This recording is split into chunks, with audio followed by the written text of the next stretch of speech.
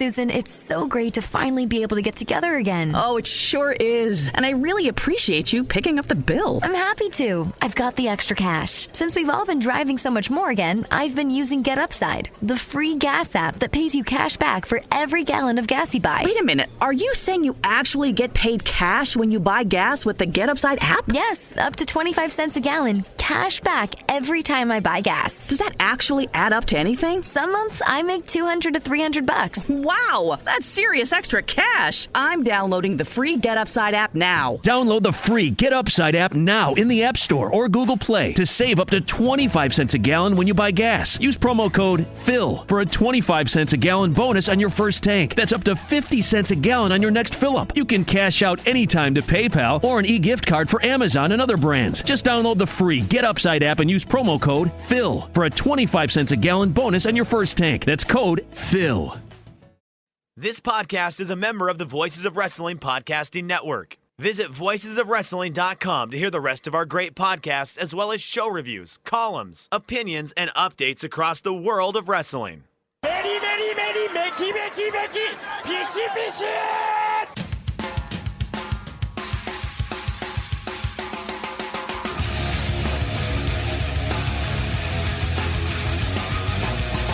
You are listening to the Voices of Wrestling podcast with your hosts, Joe Lanza. X out and go listen to some boring podcast where they're afraid of their own shadow. Okay? Don't listen to Joe Lanza, because Joe Lanza's not changing. And Rich Craich. Give me a name. Who delivers this guy in a big spot? Joe, don't yell at me. I like in the big spot, who delivers better than this guy? Stop yelling at me. I agree.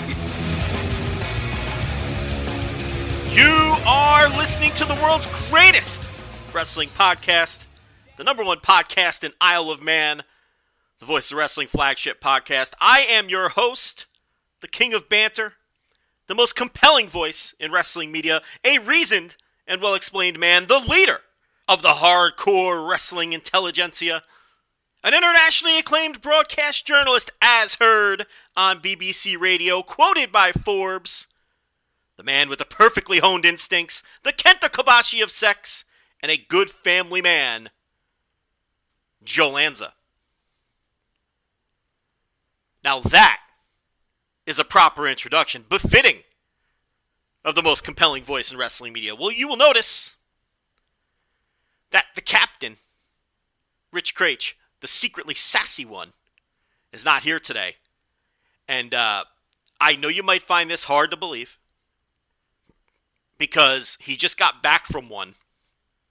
But believe it or not, this man is on yet another vacation. It's really unbelievable. You would think that this man is European with the amount of time off he gets. He never works. This man never works. Someone needs to start tracking these vacations. He swears he gets 3 weeks a year. There's no shot that that's true. I don't know where these people are this time. He's sending pictures from, like, the woods. I don't know why you'd want to go to the woods, but we've been down this road before. We're different people. The man enjoys gallivanting around the woods. Mountains. Fucking babbling creeks. I don't know where he is. I think he's up in the Pacific Northwest somewhere. I believe he's and this is not playing off of last week's show whatsoever. I believe he's legitimately apple picking on this trip. This man is obsessed with apples. I never knew this about him. But the man is obsessed with apples. There's something going on there with the apples. But yeah, Rich and the nurse on yet another vacation. It's unbelievable. What can you do? You know, it's pretty crazy, too. They're always the worst timed vacations imaginable. This man has taken vacations during WrestleMania week. Like 2018 or 19 or whatever it was. I mean, he has taken vacations like in the middle of the G1. And not these hokey clap crowd G1s that nobody cares about. Daily G1 audio, by the way. Voices of Wrestling Patreon, $5 tier. Patreon.com/Voices of Wrestling. Interest might be down in the tournament. But JL's still putting out that quality audio. Championship audio on the G1. We might talk a little G1 later. I don't know. We'll see. I don't know if we'll have enough time. Yeah, and now he takes a vacation during the week of the biggest AEW show of all time and what might go down as a legendary transformative episode of Dynamite. It's unbelievable, the timing of he claims they're planned like a year in advance. It's crazy. No problem. JL's here. We'll take care of business. I'll give you some championship audio, as usual. That Patreon, though, let me tell you, on fire. On fire. Just yesterday, as most of you listened to this on Friday the 24th, no live edition of the Flagship this week. Not for the solo endeavors. But couple pieces of audio yesterday. G1 Climax Night 3 audio. Thursday TV reviews with the return of MLW. And, of course, the big AEW Dynamite episode with the American Dragon Bryan Danielson versus Kenny Omega. Rich chipping in from the road with episode 3 of the CM Punk Best in the World series. You got to check out this. We've picked on Craich a lot. He gets it. I'm an East Coast guy. I pick on him.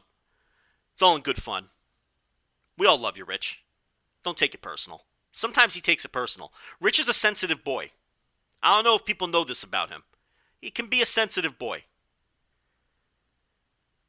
He knows I'm just ribbing him. But you got to check out this CM Punk Best in the World series, and you got to check out the Yes Movement. Chapter 1 is up, and he's slow playing that one like Jovember. So he's not pumping those out. But that has probably gotten more praise than anything we've done behind the paywall. That Yes Movement, Chapter 1 that he put out, covering the career of Bryan Danielson. So there's so much going on. I mean, we basically have 2-3 pieces of content popping up every day behind the paywall. Patreon.com/Voices of Wrestling. $5 gets you just about everything. $10 gets you all of it. Anything we've ever done. So, I want to thank all the new subscribers. We're having a record-breaking month. And I assume most, if not all, of those new subscribers are listening right now. I want to thank every single one of you. And consider sticking around through October. Got a lot of cool stuff planned. So, that's enough plug-a-roos. Hey, listen. Without Cranky Craich here, why don't we lead off the show with a little WWE? Can't do that when Craich is around. He's like, oh no, we got to push that to the third hour. Like, it's the biggest wrestling company in the world, guy. What do you mean third hour? He's like, I don't want to talk about that shit. Like, I don't blame you. But yeah, without Cranky Craich here, we could do a little WWE talk. Did you know that this weekend is the Extreme Rules pay-per-view? That's right. Get into it. 1 year ago, actually 1 year and 2 months ago, because for whatever reason the months don't line up here, was the horror show at Extreme Rules. Live from the Performance Center with 0 fans. Do you remember this one? If not, allow me to refresh your memory. The Bray Wyatt Braun Strowman swamp fight was the main event of this show. One of Bray Wyatt's cinematic adventures. You know what else was on that show? Bayley versus Nikki Cross. You probably don't remember that one. Neither did I when I looked at the card. So many forgettable matches on these WWE pay-per-views. I could probably make up a match and say that it happened on the horror show at Extreme Rules last July, and none of you would call me out on it. I bet you I could do that. But now I can't because I gave it away, and you're all pulling it up on, Wikipedia or the cage match. But here's something else that was on that show. Seth Rollins versus Rey Mysterio in an eye for an eye match. In a match that can only be won when one competitor extracted the eye of their opponent. These were the depths that WWE was sinking to in the heart of the pandemic. One of the worst pay-per-views maybe ever in WWE history. And imagine the ground that covers in just like the last 2 years alone. Let alone the entire history of the company. Just a dreadful, dreadful pay-per-view. As we get you ready for Extreme Rules 2021. Exclusively on The Peacock in America.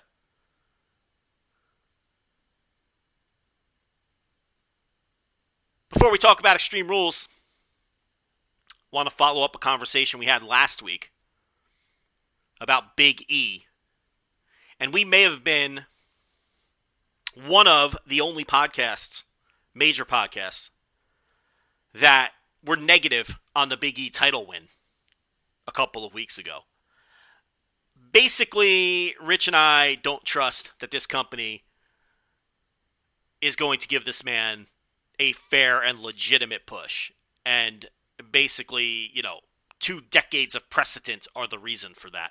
Also, the fact that the build to the title win was downright atrocious.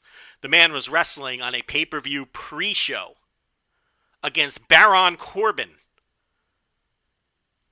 on the pay-per-view prior to his cashed-in Money in the Bank title win. Then he wins the title in a cliche Money in the Bank cash-in,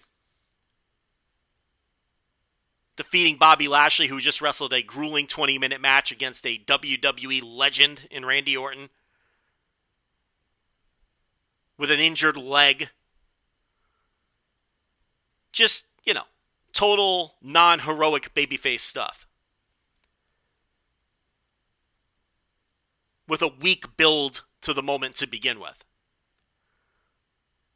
The build to Big E winning the title was winning a pre-show match against Baron Corbin at SummerSlam.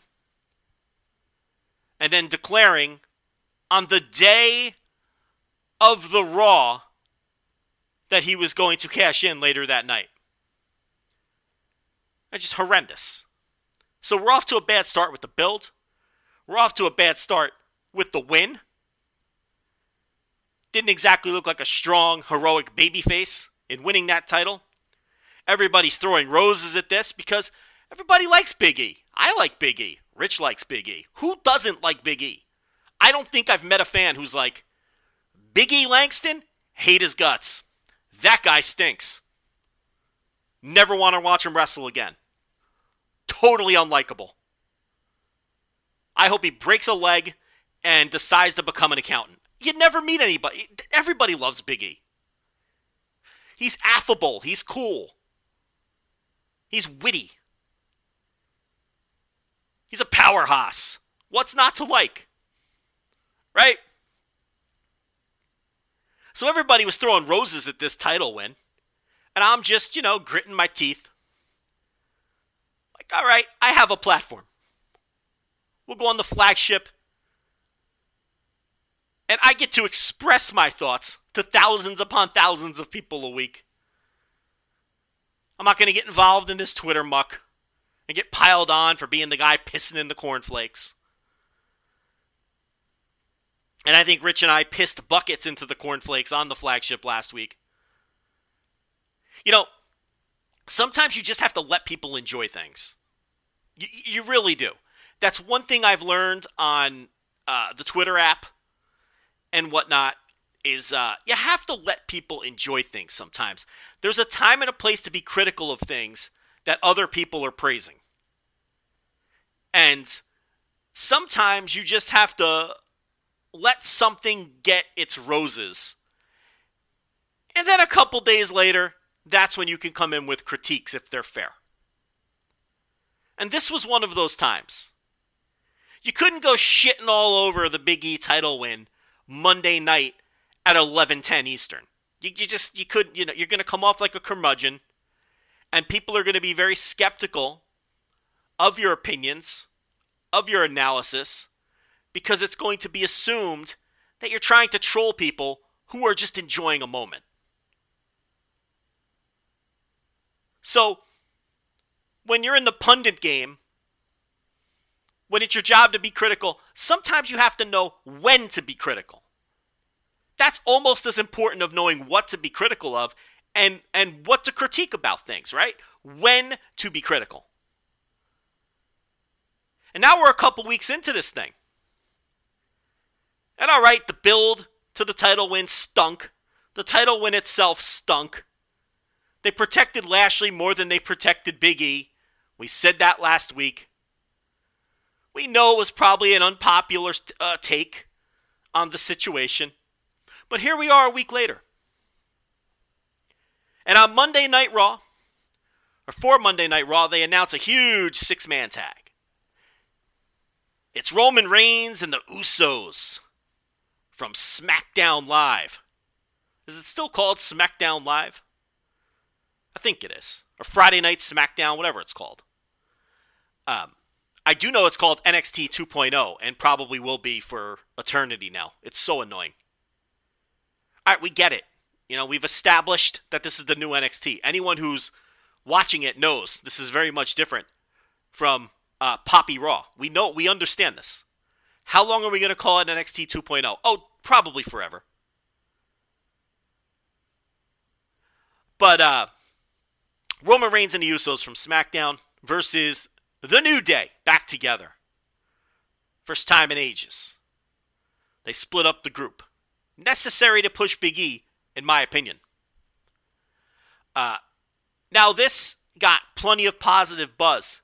Not only from your WWE hardcores, where it was legitimately considered a big match, but from people who are, not necessarily devoted to WWE. People who don't normally enjoy WWE. This felt like a big match that cut across multiple bubbles of fandom. The match personally did nothing for me. I think New Day, the Xavier Woods, Kofi Kingston version, is an incredibly tired act. I find them off-putting and annoying. Dated. But I concede that they're over. I like Big E, as I've already laid out. But a New Day reunion does nothing for me. I haven't been interested in New Day in probably a half decade. And they existed for like almost a half decade before that. It's just a tired act to me. I'm done with them. The stupid trumpet and the trombone, whatever the fuck. Hoo, hoo, hoo. It's tired. I don't find them funny. I don't find them interesting. So the New Day coming back together did nothing for me. I'm not really interested in Roman or the Usos because, as I've written about at length, as I've spoken about at length, I find that storyline tired at this point as well. It's not interesting to me. But I understand that a lot of people think Roman is doing the best work of his career. I don't even necessarily disagree. In fact, I do agree. I understand that a lot of people love New Day. And this was a big match on paper. It doesn't have to be for me to concede that. And it felt big. And it's Raw reacting to Monday Night Football. It's Raw reacting, probably, to what Dynamite has been doing. Beating them 2 weeks in a row in the demo. They notice. They may not sell it, but they notice. But this big match, crossover match, cross brands, was a reaction to those things, to multiple things. And I didn't agree with a lot of the criticisms, even coming from WWE fans, that they're giving away a big match. You got to save this for a pay-per-view. You've got Survivor Series coming up. No. This is a media rights business now. You can't give everything away on TV. You do have to protect some things for pay-per-view. You got to put, you have to save some of your big matches for paywalls, okay? But it's perfectly acceptable to give away huge matches on TV. In fact, it's not only acceptable, it's advisable. We've talked about it at length here.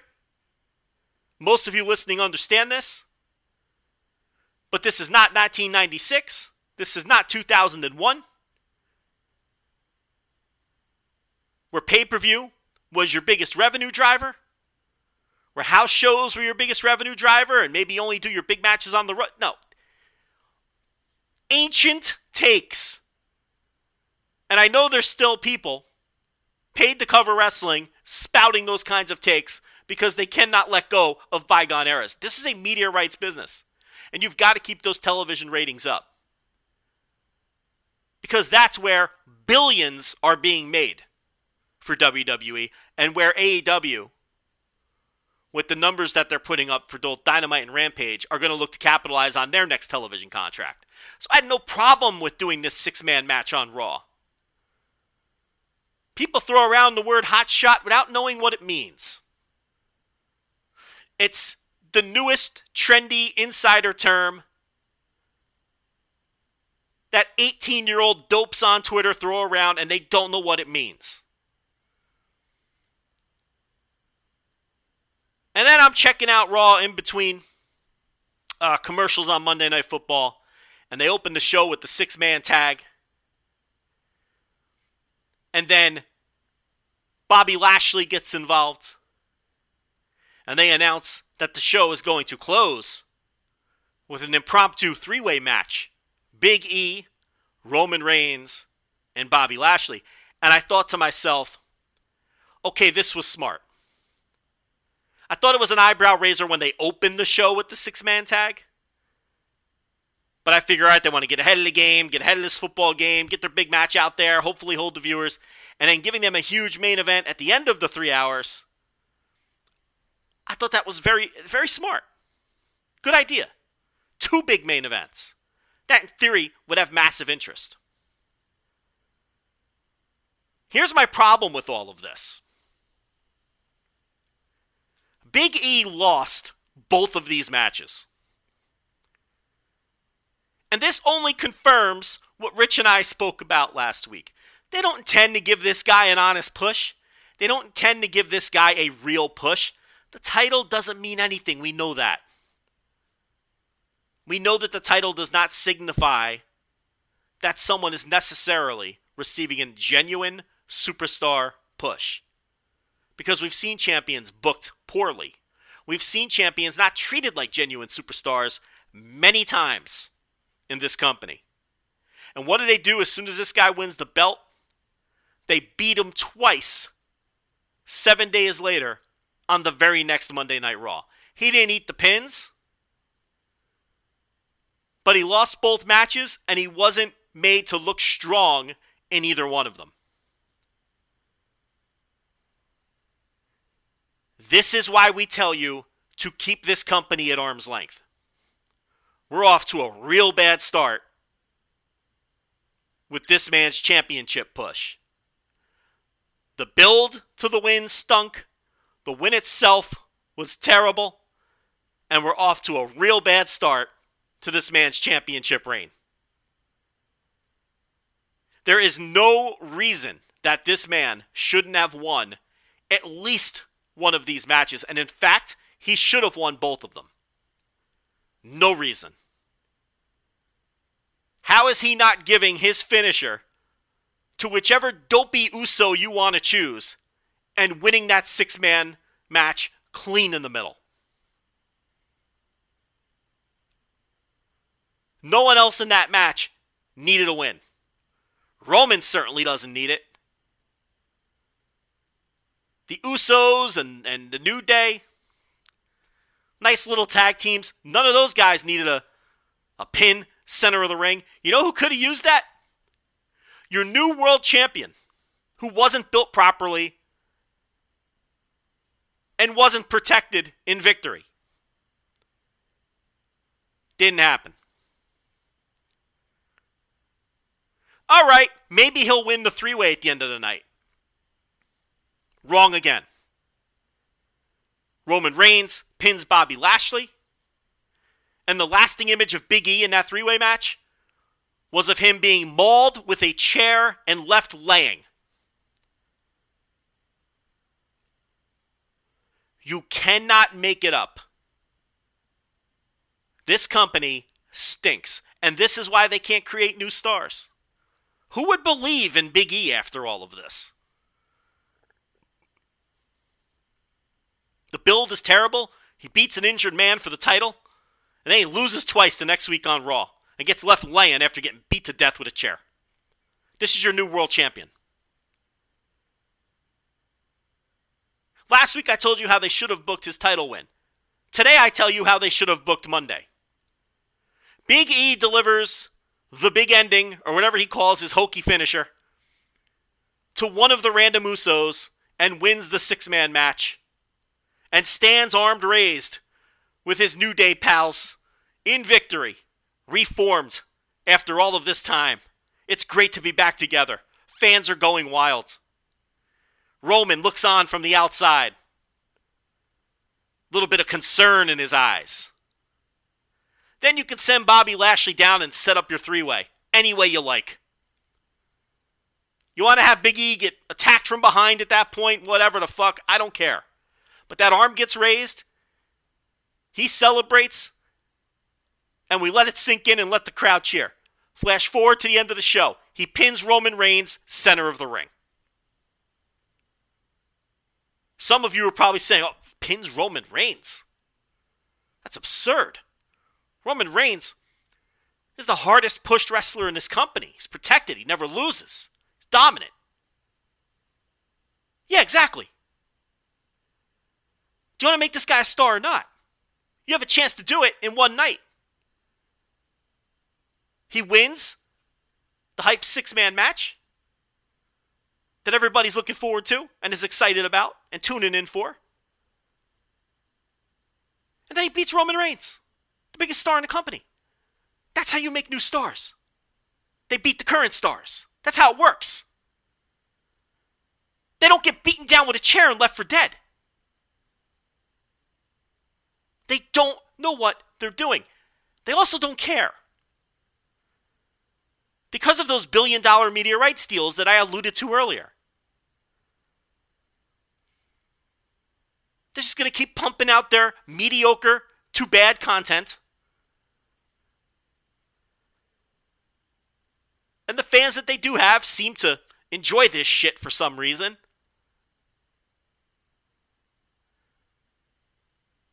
But there's another company right on their heels doing things most of the time the right way, and they're starting to nip at their heels.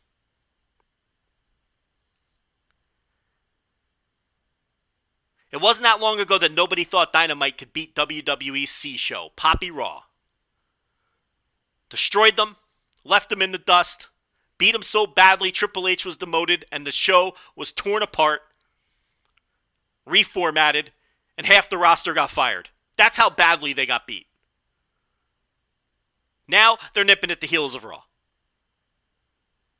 They're not going to beat them every week. But they're going to beat them every now and then. And then every now and then is going to turn into consistently. And then consistently is going to turn into every week. And then they're going to catch them in total viewers. And all of these things are going to happen if they don't get their shit together. But where is any indication that any of this is going to change? They had a chance to make a star over the last 2 weeks. A genuine, real star who everyone wants to get behind. Roll back to the top. Everybody likes Big E. We've been screaming for them to push Big E. And they continually blow it. Yeah, he might get a big match at Saudi Arabia, which he'll probably lose. Or he'll lose the title back to Lashley or whatever the fuck, and it's right back on the hamster wheel. And if you think of being cynical, go listen to last week's show where we basically told you exactly what was going to happen this week without knowing the particulars. This is not going to be a meaningful push, and it's a shame because it's their chance to do so. And you only get one chance to push a guy to the top the first time. And unfortunately in pro wrestling, sometimes if you don't get the first one right, you don't get a second opportunity. Because you've taught the fans not to believe in that person. And maybe that'll happen here, maybe it won't. But what I do know is Big E is never getting a genuine superstar push. It's not going to happen. I would love to be wrong.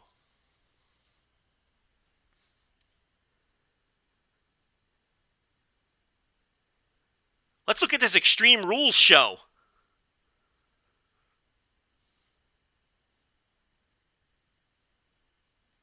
Which Big E, as of this recording, is not booked for, by the way. You know what is booked for Extreme Rules? From Columbus, Ohio at the Nationwide Arena? I wonder if Murder Brian will be attending Extreme Rules. Big WWE fan. Go at him. He'd love to chat about it. Ask him all about Liv Morgan versus Carmella.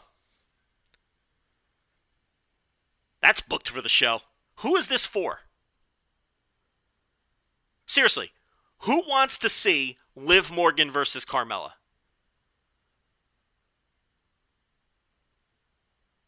I know Liv Morgan has her fans.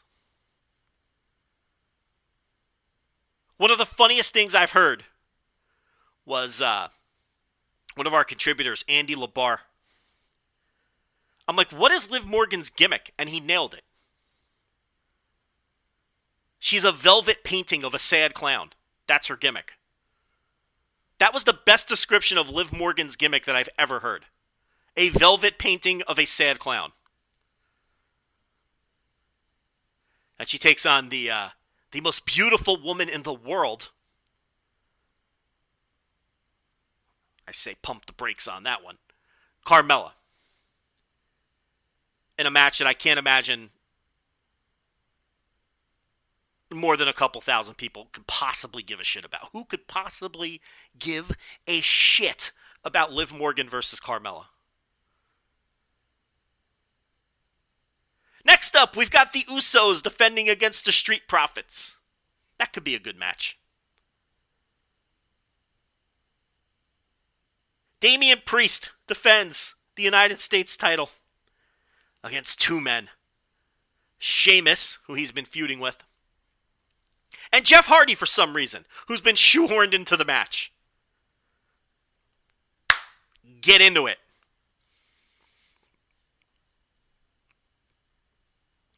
You know, they've been treating Damian Priest pretty well, but it's impossible to get excited. This is like when I talk about NXT 2.0. We're all excited about Rex Steiner, Braun Breaker, 2Ks. But it's like, I get excited about that guy because he looks like the business and looks like he can be an enormous star.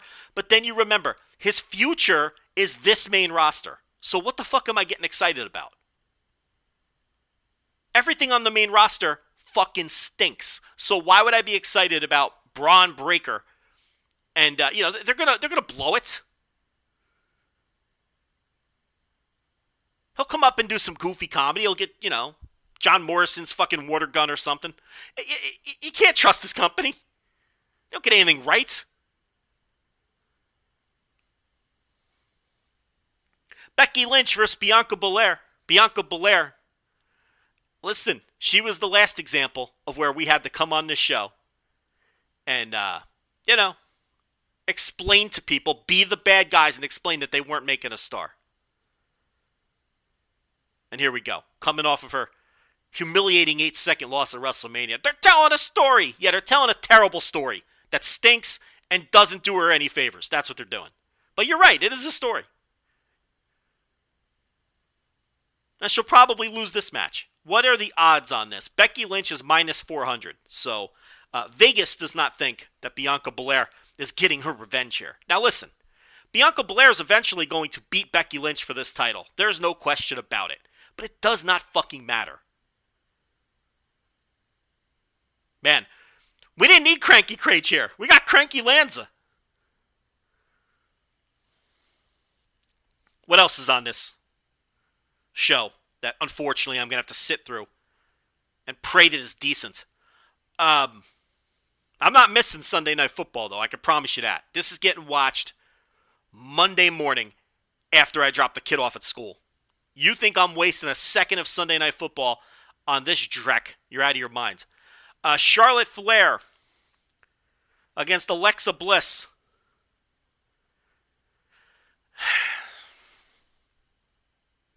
Roman Reigns defends the WWE Universal Championship against the Demon, Finn Balor. That's right. Finn Balor is breaking out the Demon. You know what that means. He's getting pinned center of the ring. Wait, Joe, the Demon never loses. Well, he's losing this time. Roman's next match is already booked. Vegas has Roman at minus 1,000.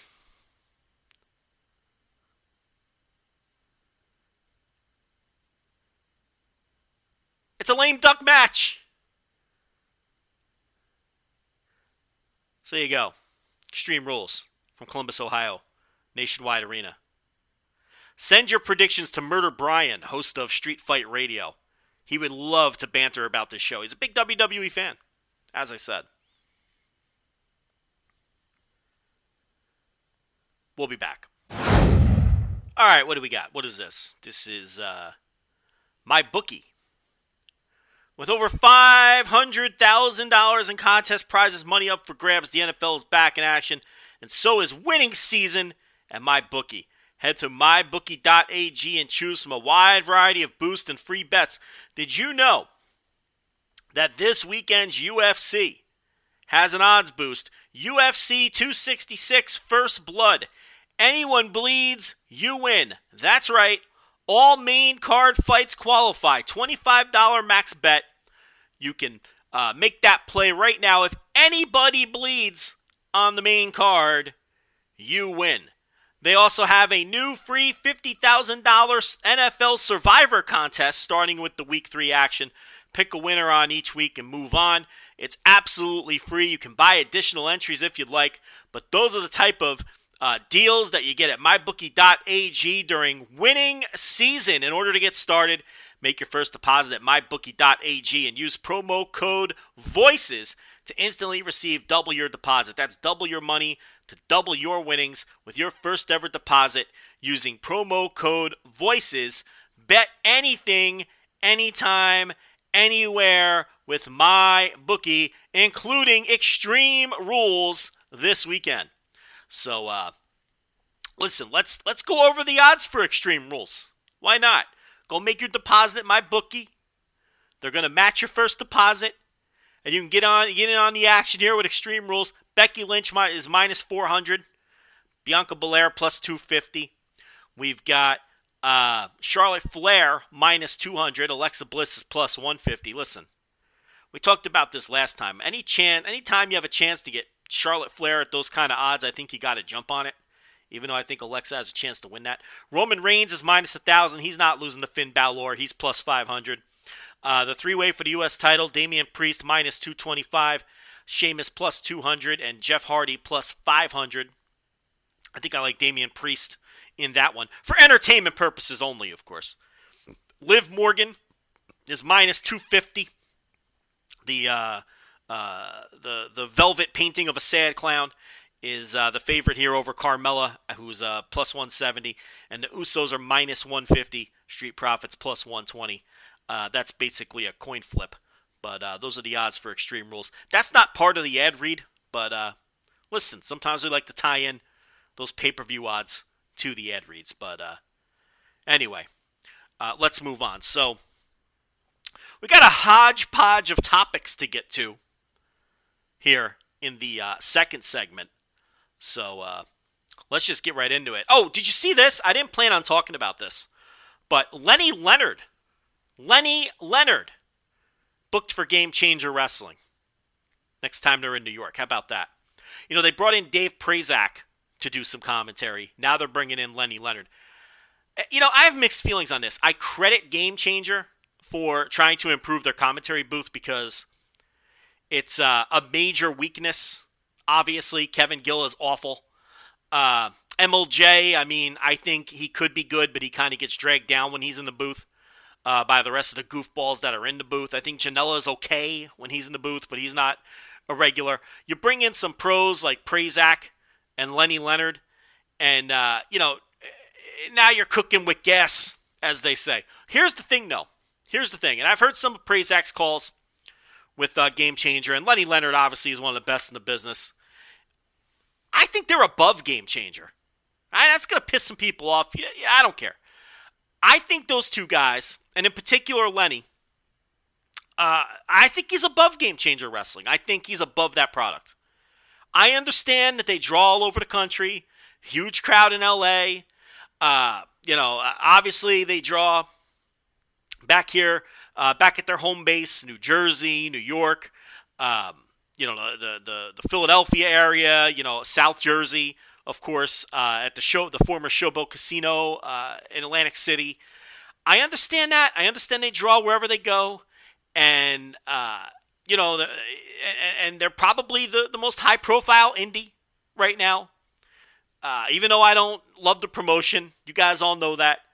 But the product itself, I feel like, is beneath Lenny Leonard. I can't picture him calling, some scramble with Atticus Kogar and fucking Billy Starks. It doesn't, I don't know. G-Raver fucking maiming himself in falling off a ladder through a pane of glass. I can't wrap my head around Lenny Leonard calling that kind of action. So, but good for him. He deserves to get booked. I feel like, Ring of Honor gave him a shot there with the women's tournament a couple of shows back, and I don't know why AEW hasn't picked up the phone. I'd be all over Lenny Leonard for either those YouTube shows or shit. I'd put him on. I'd put him on TV, to be honest with you. But I know right now there's no place for him. I understand that. They're Jim Ross and and they like Excalibur. I get it. They've already got guys in place, but I don't know. I feel like I just feel like this promotion's beneath them. Maybe I'm on an island. Who knows? But definitely an upgrade in the booth, which maybe they are listening to people and they know that their commentary fucking stinks. So good for them for that upgrade. Let's talk about AEW a little bit here. I don't know how we can't. Look, I know I've got Thursday TV reviews this week where I go in depth on the Arthur Ashe show, the Arthur Ashe Dynamite, and of course, depending on when you listen to this, Rampage coming up this Friday from the same venue, biggest show in AEW history. But what I think is interesting is, a couple of weeks ago on the show here, we talked about how AEW, Chicago is their town now. It's a Chicago town. Now, I'm not saying WWE can't go into Chicago and draw a nice little house at the building they run there, but Chicago is AEW's town. They've planted their fucking flag there. They own Jacksonville, Florida, obviously, and they own Chicago. But is it time to start talking about how Jacksonville owns New York City? I know that sounds sacrilegious and all, but, it's just the truth. You look at WWE running SmackDown from Madison Square Garden, and they put 9,000 tickets on sale and could barely sell 6,000 of them. They pressed the panic button. They turned that SmackDown into a super show, meaning both Raw and SmackDown wrestlers on the card. And that doesn't work. They still can't push the measly 9,000 tickets. This is Madison Square Garden. Antonino Rocca, look him up. Bruno Sammartino, the house that Bruno built. 3 generations of McMahons promoting this building. Pedro Morales, Bob Backlund, John Cena, who they had to convince to work one more show beyond SummerSlam to sell some tickets on this MSG show. So they put John Cena on the lineup to work a dark match. And they finally fight and crawl to the 9,000 tickets sold. And give John Cena credit. He moved tickets during this whole little mini run he was on. Did a nice job. That's why he's John Cena. That's why he's a Hall of Famer. They slowly open up more sections, 200 tickets at a time. And they crawl to 10,000 sold. Meanwhile, across the street in Queens, Orange Cassidy and Johnny Hungy are filling up Arthur Ashe Stadium to the tune of 20,000. Meanwhile, in the house that Bruno built, we're barely fighting and scratching and crawling to 10K with John Cena on the card. So they're slowly opening up sections, 200 tickets here, 200 tickets there. And about a week before the show, they get it up to 11,000. Keep in mind, this is MSG. Instant sellouts for decades. The home base. Nobody ever said, oh, you're going to work in Connecticut. No, it was, oh, he's leaving the territory. He's going to New York. This is their town. So eventually they get up to about 11,000 tickets sold before the day of the show. They open up 2,000 more seats. Allegedly sell 2,000 more tickets. Day of. They've got 13,000 people in the building. I strongly suspect those last 2,000 were comps, but let's give them the benefit of the doubt because it's really immaterial to the point I'm going to make. So they had 13,000 people in the building, and they lied up to 14.2. 14.2 and change was the number they gave on the air. In the house that Bruno built, WWE is lying up to 14 and change. They used to lie up to 27, 28,000 in this building. Now they're lying up to 14 and change. It's humiliating.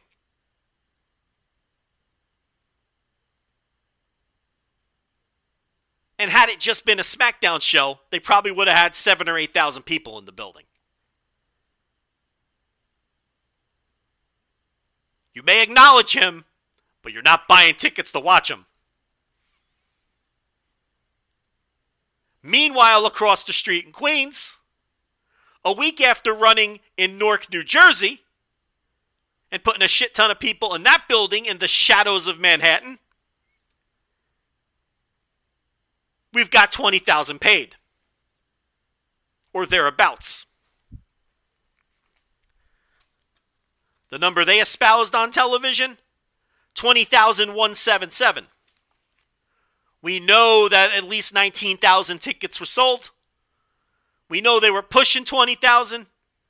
But we don't know if they pushed it over the 2177 for the benefit of television just to say that they hit the nice round number. We don't know that, but we know it was close. Let's call it 20,000 on the dot. We'll call it in the middle. Point here is, we all know they smoked SmackDown plus Raw plus John Cena in Madison Square Garden.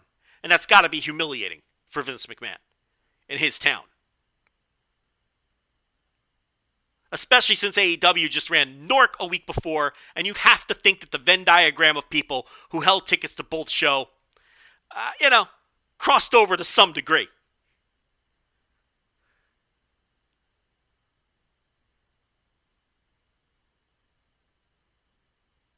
Adding fuel to this fire is both WWE and AEW are running the same building in Long Island, also in the shadows of Manhattan, just in the opposite direction of Newark,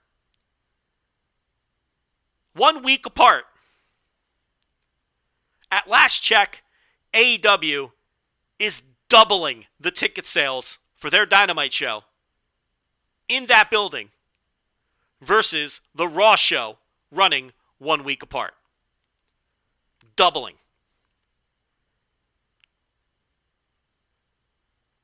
Listen, are we ready to declare New York City AEW's town? We're piling up some evidence here. The ticket buying public is spoken 3 times now.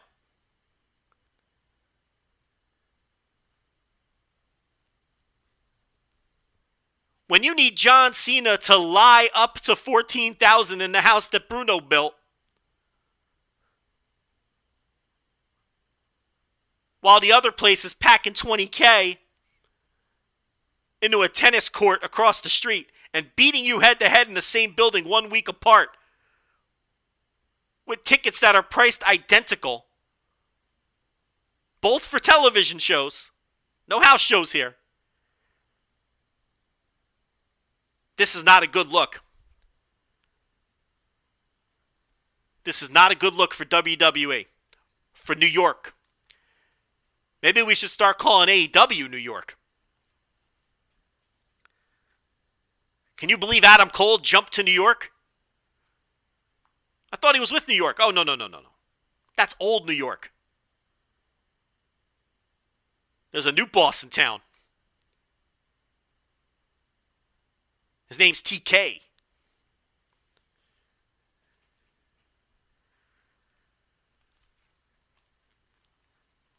We'll see on the next swing. I mean, but it sure looks to me like AEW has taken over New York, which is incomprehensible. You would never think. WWE's won some battles. You know, they won Houston. They've won a couple of other cities head-to-head. But Chicago and New York? Listen, let me tell you something. AEW will trade 5 Houstons for 1 New York. AEW will trade all the Des Moines, Iowas, and Sheboygan, Wisconsins. And, whatever other Midwest city you want me to insult for 1 Chicago. Trust me. This is not good. What was good was Dynamite. The American Dragon, Bryan Danielson, is back. He's back. If you saw that match against Kenny Omega, that wasn't Daniel Bryan. One thing that struck me, and I talked about this behind the paywall, one thing that struck me and struck me hard watching this match a couple of minutes in is I knew I was watching the American Dragon, Bryan Danielson. You know, and it wasn't just the cattle mutilation or the arm and neck suplex or any of the moves that he busted out that he hasn't done since 2009. That added to it, don't get me wrong. It was the look in his eye. It was the way he moved around the ring. It was his intensity. It was the way the match was laid out and structured. The physicality. And Kenny Omega right there with him every step of the way. You could have plucked this match off of any vintage Ring of Honor show from the mid-aughts. And that's what this was. This was the American Dragon, Bryan Danielson. And I couldn't believe the dichotomy between his work on this show and his WWE work, and how I hadn't noticed the drastic differences between that work. But it was obvious and it was striking. And the point I want to make, because I don't want to repeat the entire oral essay that I gave behind the paywall on this topic, But the point I want to make in this direction, $5 tier, patreon.com/voices of wrestling if you want to hear more about the return of Bryan Danielson, the American Dragon. But the point I wanted to make off of this was, it's time to retire the yes chant. It really is. It's got to go. And it has to go because it doesn't serve a purpose anymore. It represents a wrestler that doesn't exist. Daniel Bryan doesn't exist anymore. Daniel Bryan was the subject of the yes movement, not the American Dragon Bryan Danielson. The yes chant was the fans' way of saying that the company was wrong, that WWE was wrong. WWE says no to Daniel Bryan, we say yes. It didn't start off that way. That wasn't the original intent, but that's what it became. That's what the chant represented. But the American Dragon is not the plucky underdog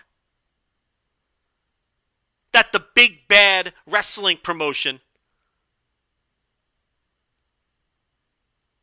refused to push and didn't see the potential in. The American Dragon is not the flying goat. The American Dragon is not the guy that was in a cartoon tag team with Kane. The American Dragon is not the guy who lost in 5 seconds to Sheamus at WrestleMania. The American Dragon is not the guy who wrestled with tongue firmly planted in cheek for the majority of his WWE run. That was Daniel Bryan. And what we learned this past Wednesday is Bryan Danielson knows the difference between Daniel Bryan and the American Dragon. He's cognizant of it, and he knows the difference. And he doesn't even want you to do the yes chant anymore. He's imploring you to stop. Partially because he wants to respect the IP of his previous employer, who he has respect for, and who he has no ill will with.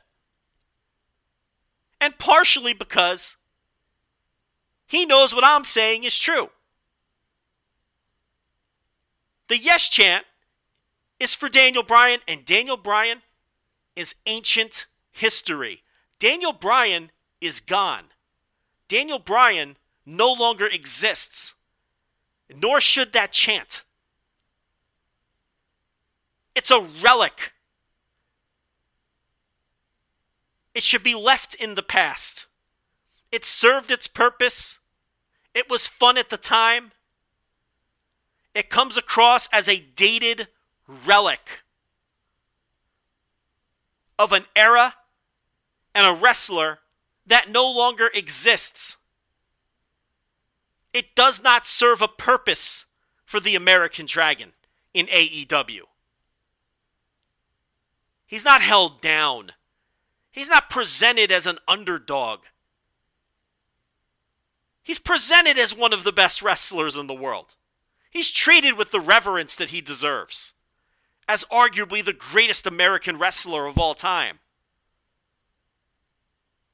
There's no point for a countercultural chant to stick it to management, because there's no management to stick it to here. They know what they have in this man. They're not doing everything in their power to hold him back. They're not presenting him as a B-plus player, a plucky underdog. They're not sticking him in the Wyatt family to attempt to cool him off because he's getting too hot, and that's not the plan. So the chant serves no purpose. It's just a reminder of a run that, quite honestly, and you may feel differently, I did not enjoy. I have no nostalgic feelings for the Daniel Bryan WWE run. I hold it in no reverence. I thought it sucked 90% of the time. I cringed at the Flying Goat. I hated the Kane tag team. I was annoyed at them not utilizing this incredible generational talent to his fullest potential. As a fan, I didn't like the run. I was disappointed when he re-signed. That part of the run was the worst yet.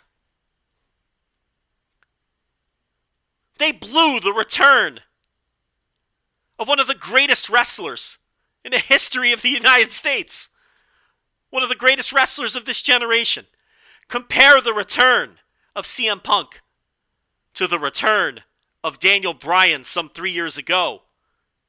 His first match, he teamed with Shane McMahon. His first feud was with Big Cass. It was blown immediately. We mocked the Daniel Bryan Dream Match tour that everybody swore he was going to go on. And of course we were right, and it never came to fruition. Of course we were right.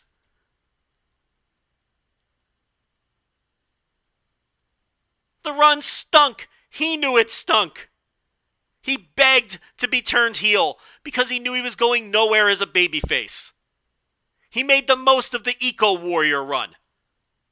I thought that sucked too. Maybe that's a hot take. It's not how I would use the American Dragon, but that's how they used Daniel Bryan. He made the best of all of his situations. People will tell you he main evented 3 WrestleManias. And while that might be true, they were all by accident. None of those matches were meant to happen. Batista was supposed to win the title at WrestleMania 30. The fans forced their will and forced Daniel Bryan into that match. They never wanted him in that match, let alone to win it.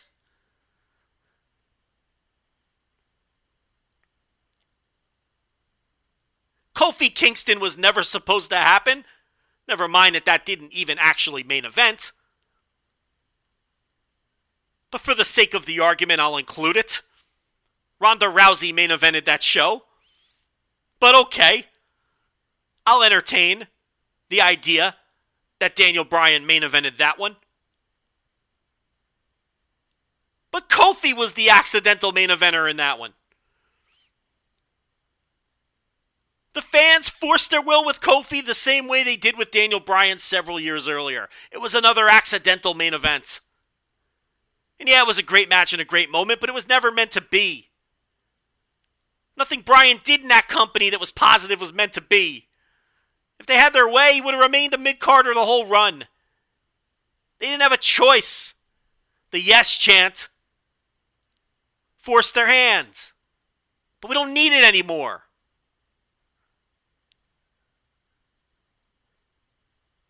It's just a reminder of misuse. He wasn't supposed to main event this year. Edge bombed. Daniel Bryan to the rescue once again.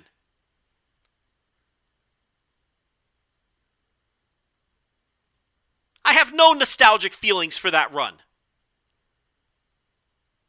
The majority of it was utter shit, and I'm sorry that you have to hear that.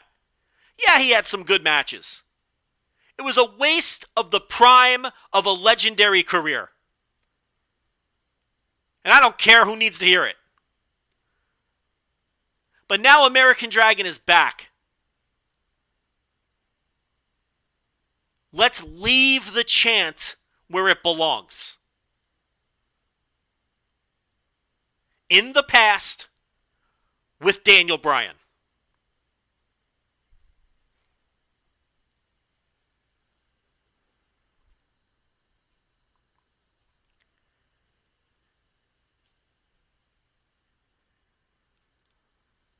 You know, a lot of people think that Daniel Bryan and CM Punk and Adam Cole and Malachi Black are waltzing into AEW and they're just eating up the spots of all the hot young stars and blocking the way. And I could see where people might think that. I think what people have to understand, though, is not all of these hot young potential stars in AEW are going to work out. It's just not possible. Let's work with the premise that Britt Baker, Hangman Page, Darby Allin, and MJF have all successfully been elevated into true drawing stars for AEW. I think we can all agree, if we're being fair, that all four of those people, Britt Baker, Hangman Page, Darby Allin, and MJF, to one degree or another, are now over as legitimate main event stars. So let's start there. That's an incredible accomplishment to begin with, where in just over 2 years, you have successfully elevated 4 new stars. I mean, that's like double the total of WWE over the last 8 years. I mean, that's a great job. And that's why the company and their television shows and their ratings continue to grow. Because they continually have done a good job in making new stars. But there's a host of others that a lot of cynics think aren't going to get there because of the presence of your CM Punks and your Bryan Danielsons. And it blows me away to think that they think bringing in these ready-made stars is a mistake. But are they blocking the paths of Sammy Guevara and Ricky Starks and Jade Cargill and Powerhouse Hobbs and Dante Martin and Brian Pillman and the Jungle Boy and the Wardlaw? Are they blocking the path of these people?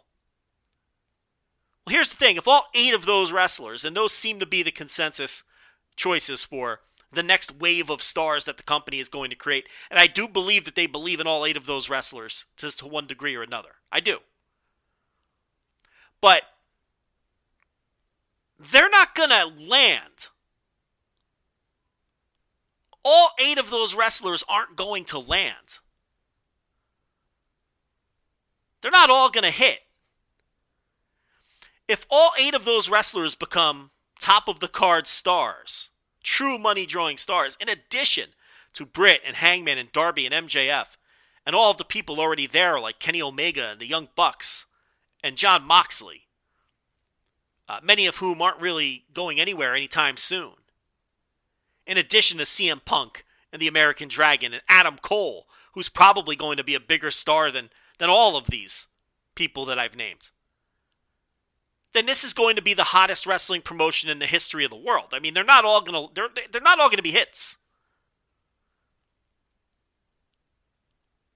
Sammy Guevara's immaturity issues could always rear their head again, and he can blow it for himself. Ricky Starks, and who knows what's going on with that neck. Maybe injury will prevent him from getting there. Jade Cargill, maybe she'll never develop into a passable pro wrestler, which is kind of a prerequisite, especially in AEW. Maybe Powerhouse Hobbs will never develop charisma. Same for Dante Martin. Brian Pillman Jr., most of you know how I feel about him. I don't think he's got it anyway. Maybe Jungle Boy and the Wardlow never pick up promos, which is vital in a promo promotion like AEW. There's a lot of factors that can prevent any of these people from becoming top-line stars. They're trying with every one of them. They're not all going to land. And I think people need to prepare themselves for that, and I think they need to work that into their analysis sometimes.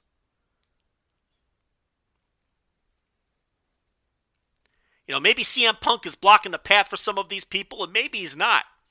But I know that CM Punk is boosting business now. And I know that CM Punk can help get some of these people over the hump.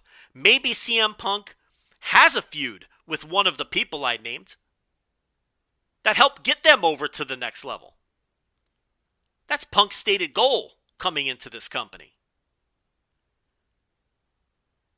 But if somebody like Adam Cole comes in with youth on his side and a built-in fan base over as fuck, and he does take a spot that may have gone to one of those names that I just threw out there, and he does become a top-line money-drawing star, that's not a bad thing. Shit's getting competitive in AEW. You got a loaded roster. And that's a good thing. It's not a bad thing.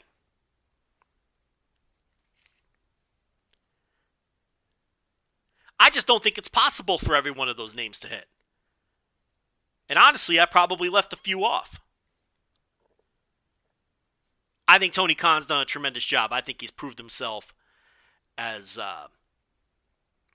just a very smart booker. He understands how to get people over. He's demonstrating an ability to get new stars over.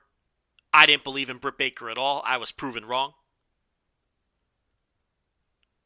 But listen, they're not all going to make it. And that's okay. Some of these names are going to fall by the wayside or have nice careers as mid-carders or upper mid-carders. Because the best booker in the world isn't going to turn all of these people into stars. And I just think people need to be realistic about that. We'll be back with segment 3. The Lowe's Just for Pros event is going on now through September 24th. Shop Irwin for the trusted tools of the trade. Lowe's and Irwin thank and support tradespeople for the hard work you do every day. Durable and reliable, Irwin's professional-grade hand tools and power tool accessories ensure superior performance. Don't miss the Lowe's Just for Pros event. Shop Irwin tools in-store and at Lowe's.com today. Lowe's, the new home for pros. U.S. only. All right, what's next? HelloFresh? Is that what we have here?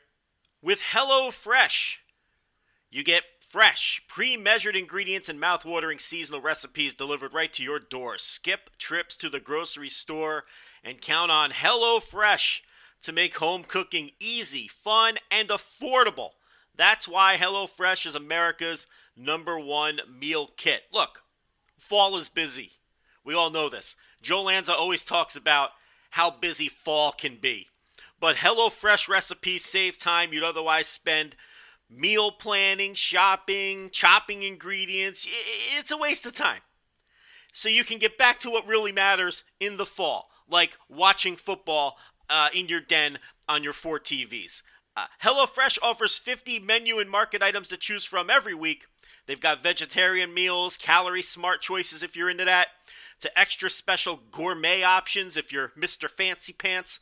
There's something for everyone to enjoy with recipes designed and tested by professional chefs and nutritional experts to ensure deliciousness and simplicity with every meal. Listen, I use HelloFresh. It's delicious. It saves me time on busy weeknights, especially when I'm trying to enjoy the fall, as noted earlier. And I just can't get enough of it. I think they do a tremendous job. So if you want to get in on this, you got to go to HelloFresh.com/VOW14 and use code VOW14 for up to 14 free meals, including free shipping. Can you believe that? Let me read that to you again. Go to HelloFresh.com/VOW14 and use code VOW14 to get up to 14 free meals, including free shipping. I mean, that's crazy. 14 free meals. So definitely go there. Definitely do that. Get your free meals for America's #1 meal kit, HelloFresh. All right, so I wanted to talk about this RevPro High Stakes show, which took place on what was the date on that? I believe it was the 22nd. No, it wasn't the 22nd. It was actually the 19th. So this RevPro High Stakes show from September 19th, back in York Hall.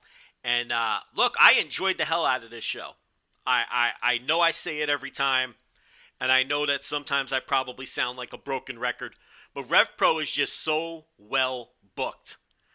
You can see if you follow the promotion and watch it on a show-in, show-out basis, okay, you can see things come together and understand why certain booking decisions were made 4 shows ago sometimes when you're watching the current show, and you can see how well thought out everything is.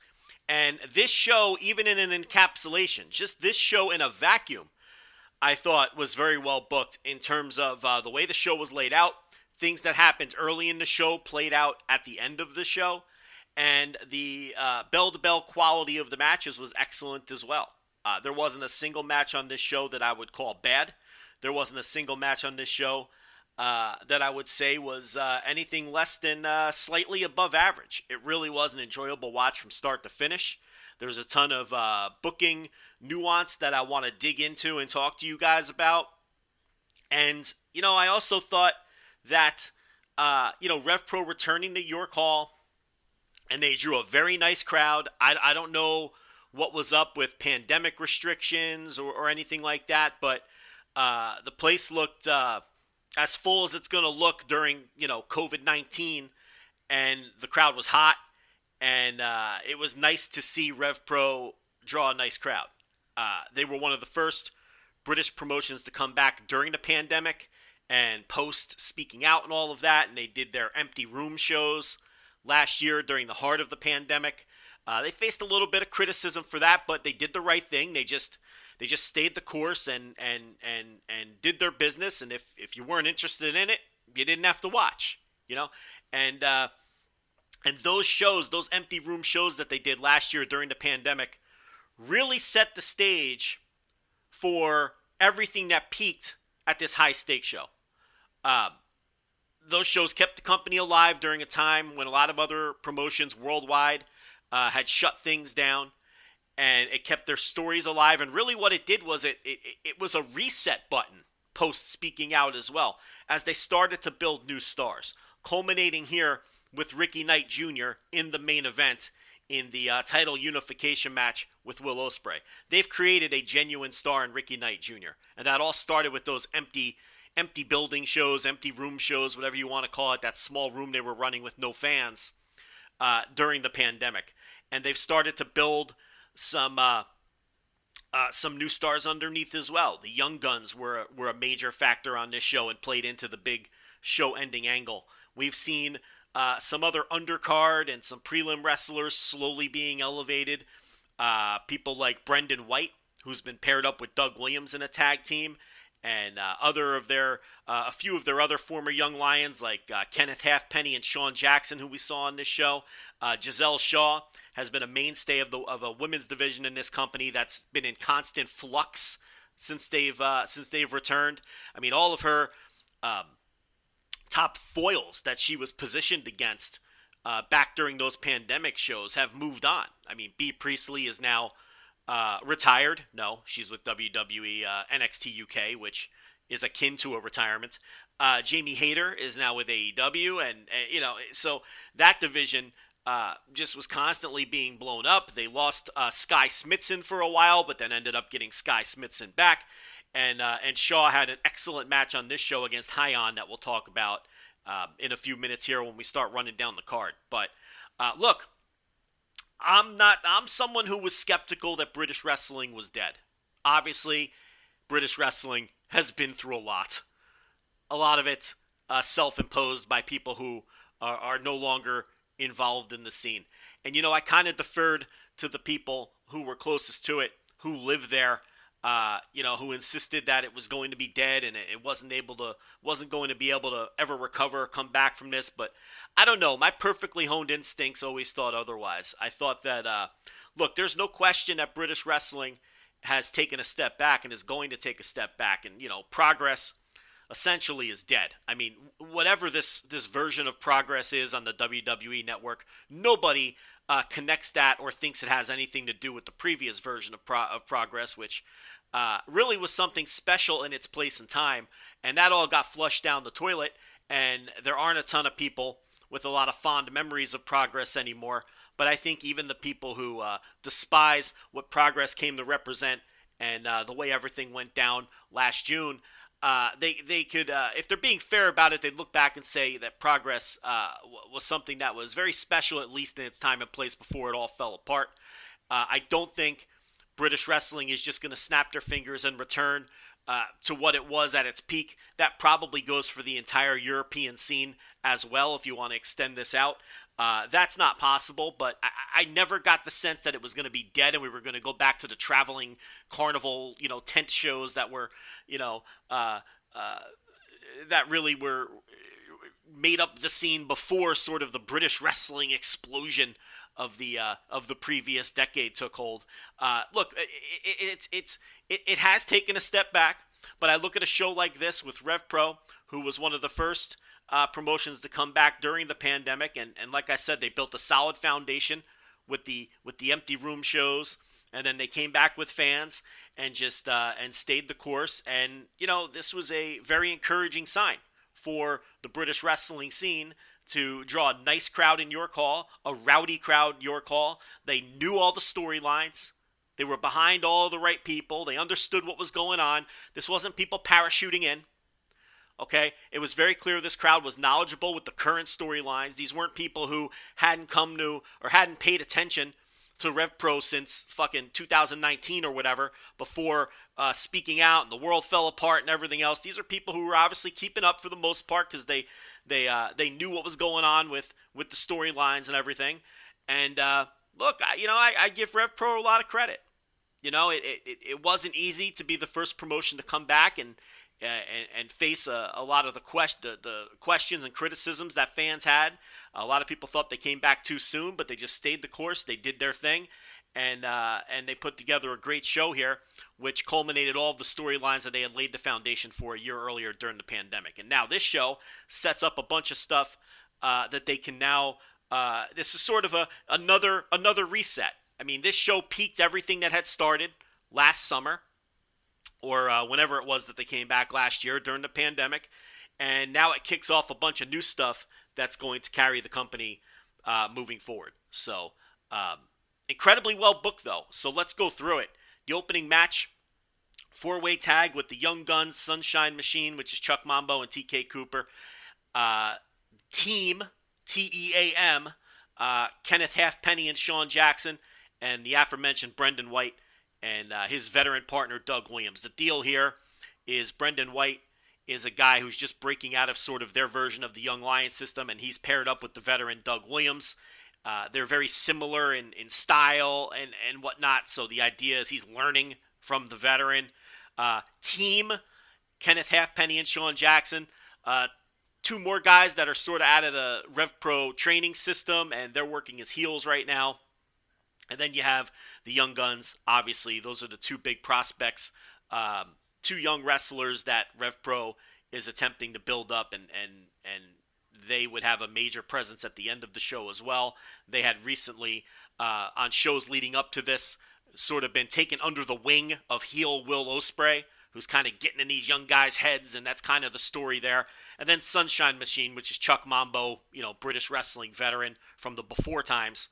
And TK Cooper, whose career has just been snake-bitten ever since he broke his leg or his ankle or whatever it was in New York City a couple of years ago, and then things falling apart with his tag team and his girl. And listen, I'm not going to go through all of that drama, but he's trying to rebuild his career, and he's a really talented guy, and I hope things work out for him. And I think RevPro is probably the best place right now for him to really plant this flag and try to rebuild the momentum that he had going before everything just fell apart for him.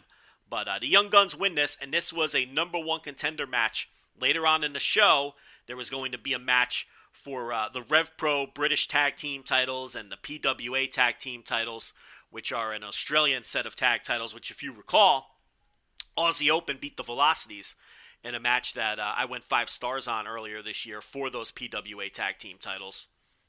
So we had a unification match there for those two sets of titles, and the winner of this 4-way, which was the Young Guns, were being positioned as the number one contenders for whoever won later in the night. So store that away. We're not done talking about the Young Guns as they win the 4-way opening tag, which you guys know I don't like 3 and 4 ways, but if you're going to open the show with it, and it's going to have a little bit of meaning, and look, this was a fun little 3-star spot fest style opening bout, and the right team won. Next up was Shota Aminu versus Dan Malone. You guys know I've been hard on Shota Aminu. He hasn't looked great at all. In fact, I think he's looked flat out bad during the RevPro restart. But he's starting to get himself in better shape. He's still over with the crowd. He was never not over.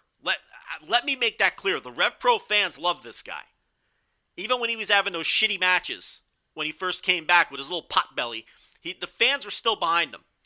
And they were behind him here, and Dan Maloney's a beast. I can't say enough good things about Dan Maloney. It worries me a little that he's still work in progress shows. I don't want him anywhere near progress. I don't want him near anywhere the WWE extended universe, because I think eventually someone's going to get eyes on him, and he's been in their system before, so he's improved. He's worked hard on his body. He's worked hard on his in-ring. He's a completely different wrestler if you haven't seen him wrestle in the last 2 years or so. And Shota Aminu and Dan Maloney went out there and had themselves a G1 quality style match here on the undercard of this show. I mean, this would have fit right in on one of the G1 shows going on right now. It's like the second or third match out that gets, 12 or 13 minutes, and they go out there and kill it and give you a 3.5-star match. That's what this was. And I'm going to lay off Aminu for a while because I thought he looked good physically. I thought he looked good in this match, and then he would be involved in the show closing angle as well. So, good stuff, Shota Aminu and Dan Maloney. Triple threat match. Why are they calling it that? That's WWE verbiage. You know I hate that shit. It's a three-way match. Michael Oku, Chris Ridgway, and Robbie X. I'm looking at cage match. Maybe cage match. Does RevPro call it triple threat? I don't know the answer to that. And I wasn't really paying attention during the show to what they called it. But I hate when other companies use WWE verbiage. It's a fucking three-way match. Anyway, Oku successfully defends his undisputed British Cruiserweight title over Chris Ridgway and Robbie X. I love Robbie X as a worker. I've talked about it a million times. I think he struggles a little bit when it comes to charisma. He doesn't look the way he works, if that makes sense. Like, he works in such a way that doesn't match his look. And it's funny because at one point I said he should probably wrestle under a mask because I thought it would help his charisma. And then I come to find out that years ago he did actually wrestle under a mask. So he tried that already. But no, he's a solid guy to have on your undercard. I don't think he's anyone that you could ever push as a top-line guy or anything, but he's a solid as hell worker. Chris Ridgway, I don't know. I'm up and down on him. I'm up and down on Ridgway. I sometimes I'm like, yeah, I'm really into this guy. Other times I'm like, I don't know, he kind of sucks. But he was okay here. But Oku, who would have a second match on this night later on, successfully defends his Cruiserweight title in this three-way. We had Yota Tsuji versus Mark Haskins. The story here is Yota Tsuji. There's a couple stories here. Yota Tsuji, number one, he hasn't won a match in RevPro yet. And they were pounding that home on the commentary. The other story here is he turned Lord Gideon Grey down for a spot in Legion. And he's wrestling a Legion member in this one, in Mark Haskins. So there's a lot going on here from a booking perspective and a storyline perspective. And Tsuji looks like the business. He comes out in this outfit now, which is like, I don't know, some kind of monk-looking outfit. And then he is also in tremendous shape. He's gotten in better shape since he's left New Japan. And he has a chance to work some matches here where he's not restricted by the Young Lion structure, right? So him and Haskins went out here and had a hell of a match. And Tsuji finally picks up his first RevPro win. And he is once again confronted by Lord Gideon Grey, who implores him to join Legion. And Tsuji turns him down again and beats him up. So I don't know where this is going. This could be, I get the sense that this could be a Lex Luger Tatanka style, $1 million corporation angle where maybe at the end of this, Tsuji does end up joining Legion and turning on someone else after turning them down 1 million times. Because I do think that Tsuji ultimately works better as a heel. But the fans love him. He's really over with these fans in the same way that Shota Aminu is, because I think there's a lot of crossover between RevPro fans and New Japan. I think a lot of these fans follow New Japan. They like that these guys come over for excursion from New Japan, and they get behind them, and they have fun with it. So Tsuji is over. This storyline where he refuses to join Legion seems to be over, and he finally picks up his first win over a Legion member, no less, by beating Mark Haskins. Again, very entertaining match. Got a lot of time, too. They went over 20 minutes in that one. So we had Giselle Shaw, like I talked about earlier, against Hyon for the RevPro British Women's title. Best of 3 falls. And, Giselle Shaw, a lot like Chris Ridgway to me, where she's very hit or miss. This was a hit. I thought this was intense. I thought both women showed a lot of intensity here.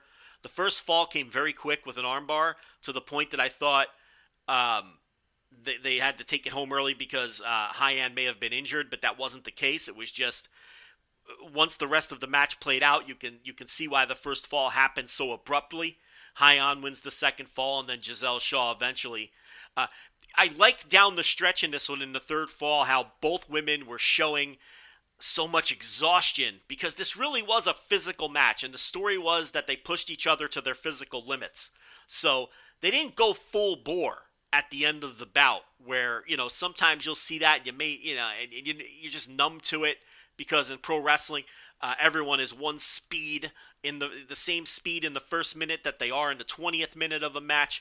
I thought these two did a tremendous job showing progressive exhaustion and selling the physicality of the match into the third fall. And Giselle Shaw retains. Hyon does some mic work afterwards. She's headed back to the United States, and she puts over Giselle Shaw for beating the shit out of her during this match and during this run. And Shaw got put over big here. The crowd was into this. Debbie Keitel's music hits. Daughter of Harvey Keitel. I don't know if people are aware of that. I have no idea if that's true. It's probably not. But Debbie Keitel comes down, and she's holding a cup of coffee. And if you don't know where this is going or can't see where this is headed, you probably haven't been a wrestling fan for very long. So she gets in the ring, and she tosses the coffee in Giselle Shaw's face, Tony Atlas style from Paul Alperstein's AWF. Shout out Aaron Quinn. So she tosses the hot coffee in Giselle Shaw's face, and we have ourselves the next contender for Giselle Shaw's British Undisputed Women's Heavyweight title. Their titles are so wordy and mouthy in RevPro. I will say this, Gideon Gray was tremendous on commentary here, because as Keitel was getting in the ring and the other commentator was putting over how she's declaring herself the number one contender, Gideon Gray was tremendous. He's like, she needs to get in line. What about Sky Smithson? I can't blame the man, He's annoyed at this. He's like, what about my wrestler? She's been here the whole time, winning matches. Why doesn't this broad get in the back of the line? Couldn't agree with him more. That was a horrible Lord Gideon Gray impression, because the man is obviously very British. And I don't know, I made him out to be like an annoyed East Coast guy who's having road rage in traffic or something. But it was more like this. Well, I believe she should get in line. What about Sky Smithson? Eh? What about my bird? So there you go. There's your Lord Gideon Gray impression. Not much better than the one I did the first time. But Debbie Keitel next in line for Giselle Shaw. Now we're getting into the business end of the card. Aussie Open versus Connor Mills and Michael Oku. Title unification. Aussie Open coming in with the PWA tag team titles. Michael Oku and Connor Mills coming in with the RevPro tag team titles. And we're gonna unify these things. There's a lot of unifications going on this show, as you'll soon find out. But look, this was fucking great. This was a great match. Neck and neck with the main event for best match on the show. You really can't go wrong with either one of them.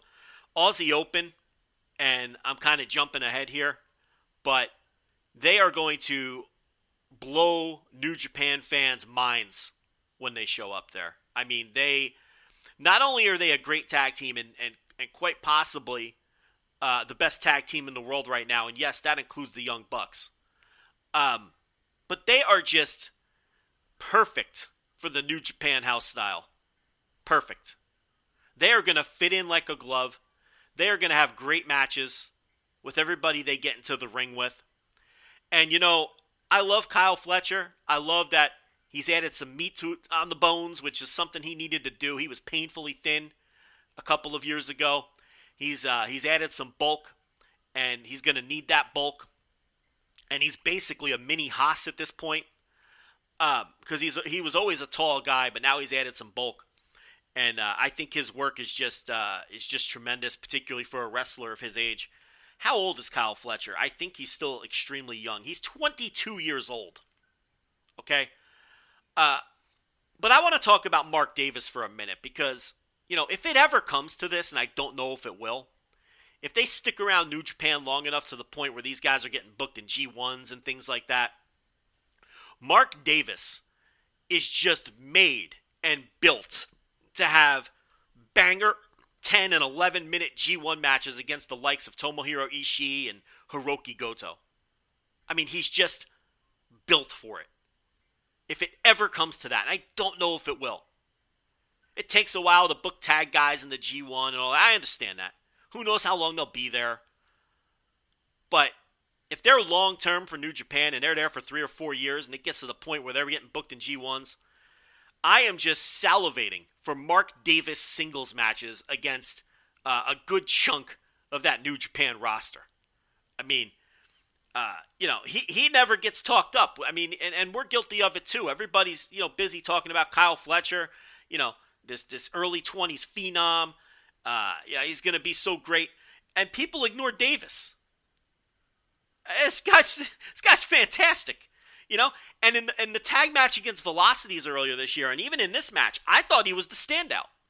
I thought he was the standout in both of the matches. Now, I have to give credit to Connor Mills, who I've often called the Jordan Oliver of Europe, okay? But he held his own here. This was, people told me, I think it may have been Ian Hamilton. If it was someone else, I'm sorry. But I heard from a couple different people that Connor Mills really stepped up his game in this match. And I was skeptical. But Connor Mills held his own in this match for sure. And as far as Michael Oku goes, the one thing that was lost with the empty arena RevPro shows was Oku kind of got exposed a little because his biggest strength is crowd connection. He's got that rare special connection with the crowd. And that's what helped him so much on the come up a few years ago when he was really making a name on the UK scene. And, with the crowd back here at York Hall, you saw that come out again in full force. I mean, especially in a match like this where they're positioned as underdogs, wrestling against larger men, and they're doing a lot of selling and they're taking big bumps. That's where it really shines. And Oku's had some singles matches. I mean, the match against, I believe, Pac a few years ago where it really came out as well. He's so good in the underdog role because of that unique crowd connection that he has. And it really shined through here. And this match was just a perfect storm. Mills and Oku are perfect opponents for Aussie Open, similar to Velocities because they're so much smaller and they can get tossed around. You got Oku in York Hall where he has that connection with the fans. And it just all came together. I don't know if this was better than the Velocities match, but it's in the same neighborhood. This is one of the best tag team matches of the year. And Aussie Open now has 2 of them. And they're peaking at the right time. They're headed to New Japan. They're going to be part of Empire. More on that in a minute. And they're going to blow people's minds. They really are. If you're not familiar with them at all, or if you're only vaguely familiar with them, maybe you saw them at WrestleMania weekend in New Orleans a few years ago before they were a finished, polished act. They didn't really get over that great that year. I remember being there and fans heckling them and all of that. But they're really peaking, and I truly believe that they're in the conversation for the best tag team in the world. I feel like if Tony Khan ever sets eyes on these guys, he's going to try to get his claws into them. I think he'd be foolish not to, especially as we move forward and hopefully the world opens up a little more. But they're going to kill it in New Japan. They really are. So let's get into this main event. Will Ospreay versus Ricky Knight Jr.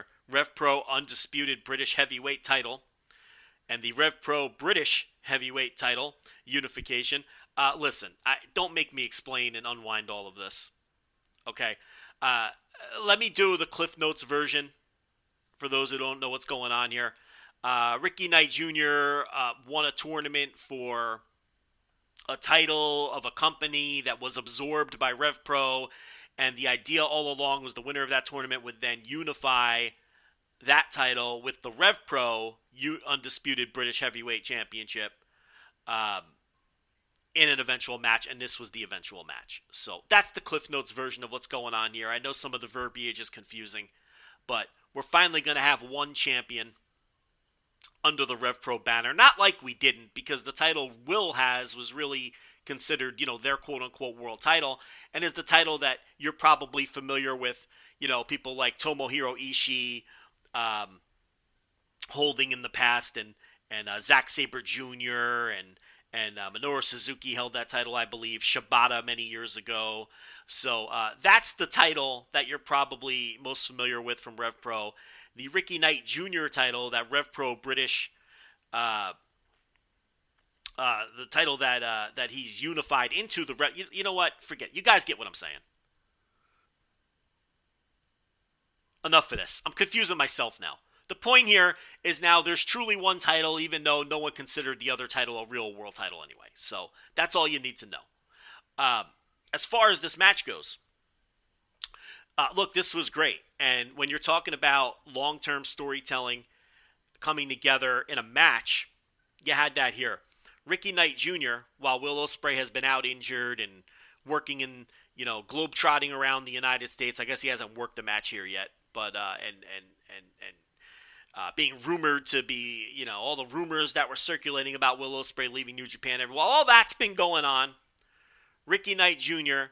has been headlining these RevPro shows, and he's been using all of Will Ospreay's maneuvers. He's been hitting people with hidden blades to win matches. He's been using the Os Cutter, all to build to this eventual bout with Will to unify these two titles. And if you recall, last November, Will Ospreay won the first encounter between these two when Ricky Knight Jr. challenged for the British heavyweight title the first time. That coming off a great tag match where Kyle Fletcher and Ricky Knight Jr. defeated Michael Oku and Will Ospreay to set up that title match. Rich and I talked about both of those matches and both of those shows. Those were two of those empty arena shows, those epic encounter shows that RevPro was doing at the time during the pandemic. And so there's some history here. They've been building Ricky Knight Jr. up for this. He wins the tournament to set up this unification match, and they went out there and killed it. And, the finish of the match in particular was notable because they weaved all of that long-term storytelling into the finish. Ricky Knight Jr. uses an Os Cutter on Ospreay, which he had been teasing that he was going to do all of this time. And it looks like he has him beat. But he picks him up at the 2 count. And the crowd kind of, they're all like, oh, but then they boo a little bit. Even though Ospreay's the heel. Right? And then he takes off the elbow pad and he's like, no, I'm going to give this guy the hidden blade. And I'm really going to put a definitive end to this and prove that I'm the new guy. But Ospreay recovers and counters with this ridiculous flying knee, which looked phenomenal. And then hits a hidden blade of his own. And he wins the match and retains the title. And Ricky Knight Jr. looks like an absolute goof who got too cocky for his own good. He survives this hellish match where they put each other through hell. And it was a great match. And then he gets too big for his own britches, and he gets a little cocky. And you can't do that against the likes of Will Ospreay. And he blows it. So now, think of the fan emotion here. He spit on Will earlier, so now there's sympathy on Will all of a sudden. And we think that this could be another double turn situation. Now maybe, because then this is all intentional because of what was to come. They did a great job here manipulating fan emotion. So you don't know how to feel about all of this. Will's putting the boots to RKJ. Shota Aminu makes the save to a large pop. The young guns, Will's hired guns, these young guys who Will has gotten into the brain of, they run out to save Will from Shota Aminu, so they're putting a beat down on Aminu. Now Aussie Open runs out to run off the Young Guns to a giant pop, and this is all escalating as each of these run-ins occur. This was like old school ECW arena style, what's going to happen next heat. So the Young Guns and Will Ospreay are outside of the ring, and they've taken a powder. Aussie Open and Shota Aminu are standing tall inside the ring. Ricky Knight Jr. is trying to catch his breath, right? And then out of nowhere, as Ospreay and the Young Guns slide back into the ring, Mark Davis delivers a lariat to Shota Aminu. Nobody knows what to think now. And for a brief moment, they're still having their little standoff with the heels. And maybe you're thinking, okay, maybe they're just badasses who feel like they don't need Shota here. Or they're standing up for themselves against the new number one contenders and Will Ospreay, who Kyle Fletcher has had issues with, in the past. That's what you're thinking in that brief moment. But then Ospreay turns on the Young Guns and super kicks one of them. And then the Aussie Open takes care of the other guy. And it's very apparent and clear what's happening at this point, as Aussie Open has joined Will Ospreay. And Ospreay was through with the Young Guns at this point. He used those guys.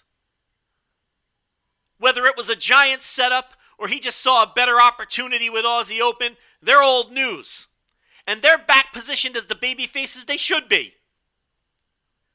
And they'll chase Aussie Open for those tag team titles now. And Aussie Open, they get their Empire, their United Empire t-shirts. They're the new members, and they're perfect.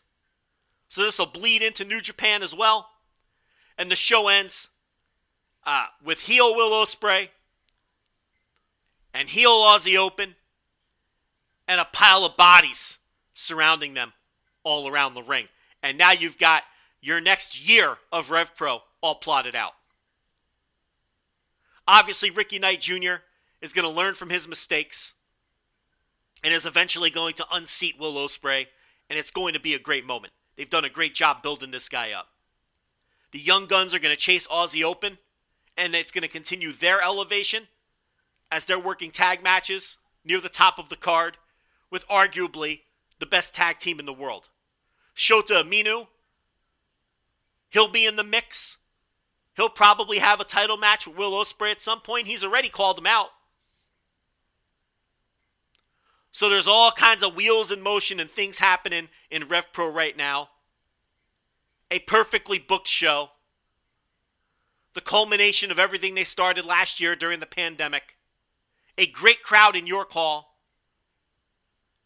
And I don't want to say Brit Wrestling is back, but RevPro's back. And they're just staying in their lane and they're doing their thing and they're pumping out good shows. And for the people who want wrestling back in the UK, they've got a good promotion to sink their teeth into. I know that doesn't include everybody. Maybe you've thrown your hands at wrestling. If you have, you're not listening to me anymore. So I'm not talking to you. Maybe you're not quite ready to jump back into wrestling yet. I get it. But for those that are, you got RevPro. That's a start. Can't recommend the top two matches enough. And if you want to watch the match start to finish, there's not a single match that'll let you down. Good show. And this Flagship was a good show. How about that? What a solo effort. Rich bouncing around the woods with KTB. Who needs him? That's not true. He'll be back next week. Take care. The Lowe's Just for Pros event is going on now through September 24th. Shop Irwin for the trusted tools of the trade. Lowe's and Irwin thank and support tradespeople for the hard work you do every day. Durable and reliable, Irwin's professional-grade hand tools and power tool accessories ensure superior performance. Don't miss the Lowe's Just for Pros event. Shop Irwin tools in-store and at Lowe's.com today. Lowe's, the new home for pros. U.S. only.